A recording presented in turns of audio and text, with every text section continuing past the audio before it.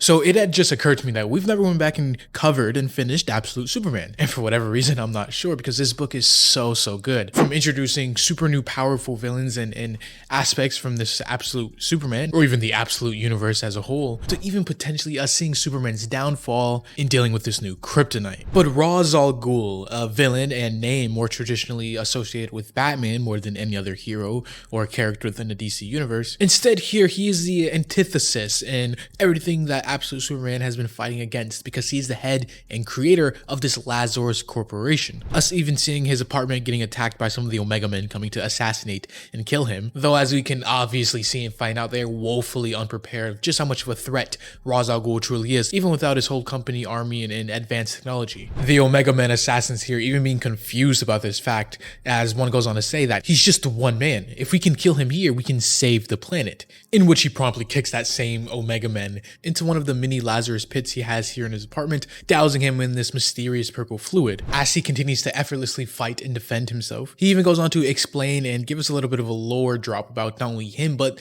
Lazarus and his absolute Earth as a whole, such as how he has started this company 200 years ago, and I assume that he has been alive this long through actually the Lazarus pits and Lazarus fluids, as we were going to see in a second, that yes, they do have some properties against or even helping with aging. But he continues saying, I've never imagined I might live long enough to fulfill my company's ultimate goal of resurrecting the world, because he sees the world differently. You know, he has had an extended time period on this earth, so instead of seeing the progress in industry as the common man might see, only he could see the earth for what it truly was, a maggot-riddled carcass, as it was heedlessly rotting into. And this burden would fall onto him alone to bring this ravaged, overpopulated planet back to life, which his motives kind of remind me of MCU Thanos, in the sense of, you know, he sees this, well, I guess in Thanos' case, it was the universe at large, but he sees this populace, this place where overpopulated, they're fighting for resources and everything's just corrupted and not as it should be. So he's going to come in, kill off or destroy the corrupted part or the overpopulated part, and then let the rest of the people, the planet, the universe, whatever, flourish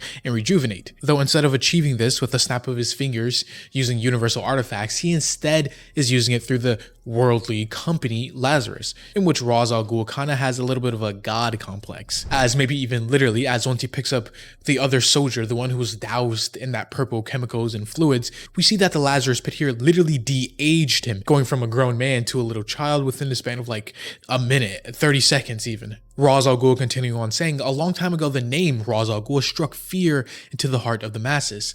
The demon's head is what they called me, but just like Lazarus, I was reborn. So now you may call me the God's head. And his main priority, or that's at least what he's telling himself, is to save the planet from the billions who just leech off of it and would bleed it dry. Which in overview just seems like a pretty good goal, though his rendition of doing this is through blood, murder, and just utter chaos and evil, walking the used-to-be grown man soldier, this now infant baby, off to the balcony, holding him above the city, before going to literally just drop the child and let it plummet to its would-be death. So yeah, our first introduction to Ra's al Ghul in the fullest extent is pretty rough and pretty dark. But things aren't really better over with Clark, or I guess Kal-El, as he isn't really Clark yet. As we move over back to Kansas, Smallville, we see him meeting with his Earth Mother, Kal-El, going on to tell the elderly Martha Kent all about his adventures, places he has been over the years and recent past, even bringing back some collectibles for her. But unfortunately, as we see, she isn't in the best of state. Her dealing with some sort of dementia, or Alzheimer's more specifically, she forgets who Kal-El even was, confusing him with the Jonathan Kent, who at this point we still don't know what actually happened to him. But the whole thing here is just traumatic for Superman, as eventually he leaves and it just puts him in an even worse state than he already was. Because as he's walking down the streets of the small town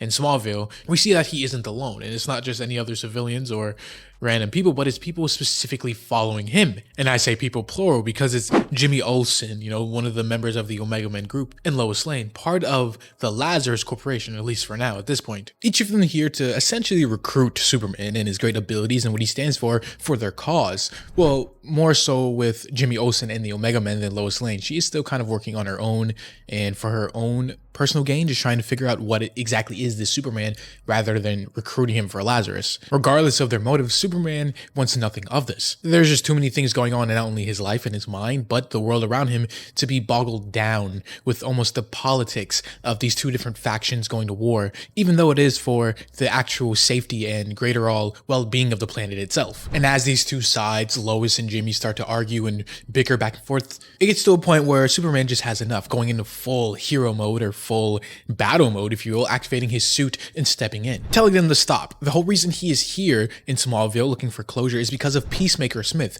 the same one that murdered all those innocent people back in Pakistan. He came here in hopes of finding another solution, finding almost peace within himself and stopping himself from going out and straight up just killing him, because it would be so easy. Why, especially in this absolute universe where death and chaos is just so rampant and simple and almost second nature to all of the people here, why shouldn't Superman just indulge in the same kind of activities? He doesn't have the same moral compass or the same upbringing that normal Clark would, where he would stop himself from taking a life unless it's the absolute last resort. Though this moral dilemma or line of questioning isn't going to be thought further, as suddenly there is a loud sound ringing out and Clark is shot. Yes, shot by the only thing truly capable of taking him out as fast as it can, kryptonite bullets. As just then more Lazarus agents and peacemakers start to arrive. They've been tracking him this entire time, putting him in the right situation for him to be distracted and of course fired upon. So of course this is a dire situation. You know, Superman is literally dying if he doesn't get help soon. So Jimmy Olsen and Lois Lane put their differences aside for a second and help Superman and form a loose alliance. And they might have had hope to get Superman out of the situation if all they were fighting against were normal peacemakers and normal soldiers. But it seems like they have a new addition to their team.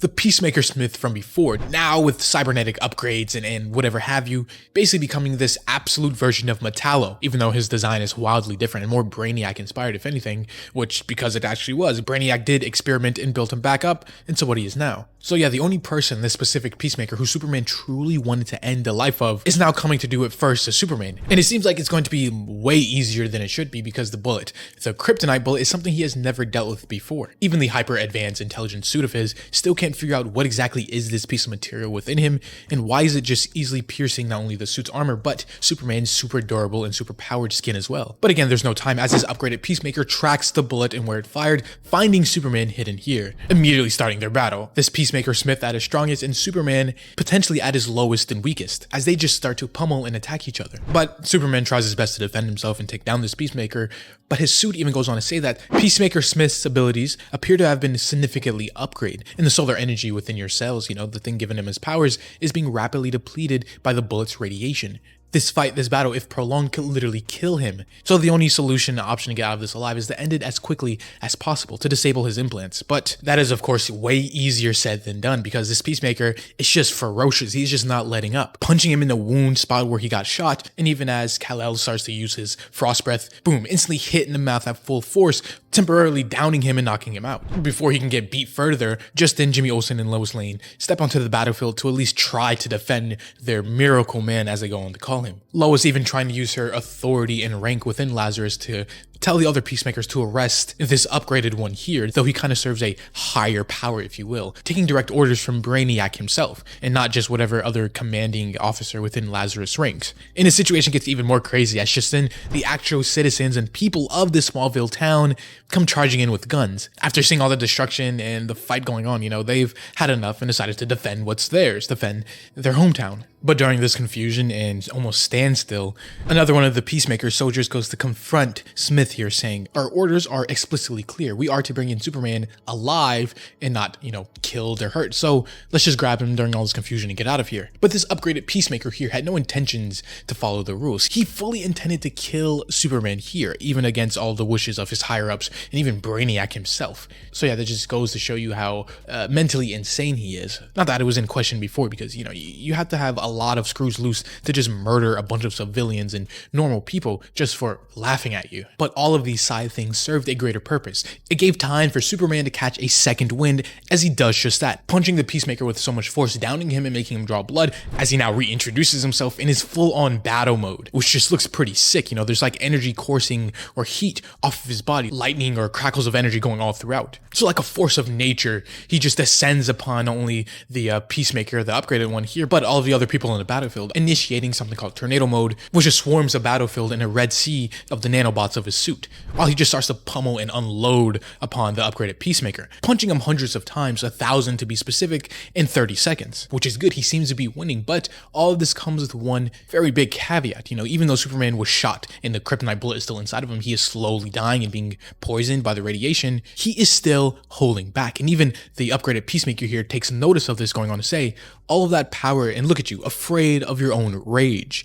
Those people in Orangetown, the people I mowed down and killed, Lazarus promoted me for it. And you have my bullet inside of your chest killing you, and yet you still hold back. Which everything Peacemaker is saying here is true, and just goes to further taunt and enrage the Superman even further as he gears up for one more punch, saying not anymore, he's not going to hold back, putting everything into this attack, going to what I would assume to kill Peacemaker here. Though this newfound aggression and newfound anger and power is just too little too late, as Peacemaker has had time to pull out his trump card, more of the kryptonite that he shot him with at the beginning, unloading shot after shot into him. It's just too much for this battle suit, this battle mode of his to handle. The Kryptonian levels start spiking up, and all throughout the chaos, while he has Superman dead to rights, Peacemaker, like an idiot, goes on to reveal the ultimate secret. The secret of the man who is in charge behind everything of Lazarus, even above Brainiac himself, Ra's al Ghul's name. Him going on to continue saying that that's God's secret name. Brainiac has told him as such, and God says all we have to do to save the world is murder a whole bunch of people. As he goes to aim the last kryptonite bullet at Superman's head, fully intending to kill Kal-El here and now. Or he would have, at least, if, he wasn't an idiot and actually followed orders,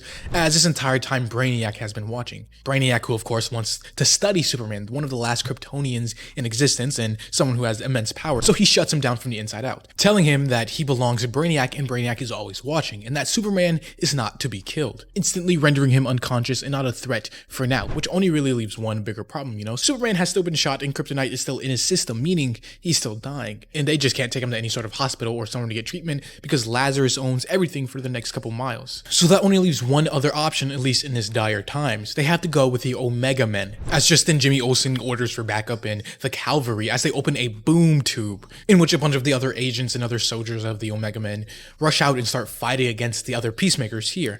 Though it is interesting and most obvious what would happen, they refuse to let Lois Lane come with them because she is still working for Lazarus, even though she doesn't now fully agree with their core ideals and will soon splinter off after seeing what she has seen. The Omega Men, and more specifically what seems to be their leader, Primus, just doesn't trust her and almost downright dislikes her, so they leave Lois here to deal with whatever consequences will come from it, and eventually the boom tube closes and they're out of there. Everything just went left field so fast. Superman is still dying, and who knows if they can even get the kryptonite out. He is now also with the Omega Men, a mysterious group who we don't fully understand yet, and Lois Lane is captured again by Lazarus and about to undergo whatever punishment or whatever repercussions of her actions. As always though, if you have enjoyed, leave a like, or subscribe if you're new and want to see more content just like this. Make sure to leave all your thoughts, comments, or whatever else all in the comments down below. As always, this was AJ here at the Hero Informer, and thank you for watching.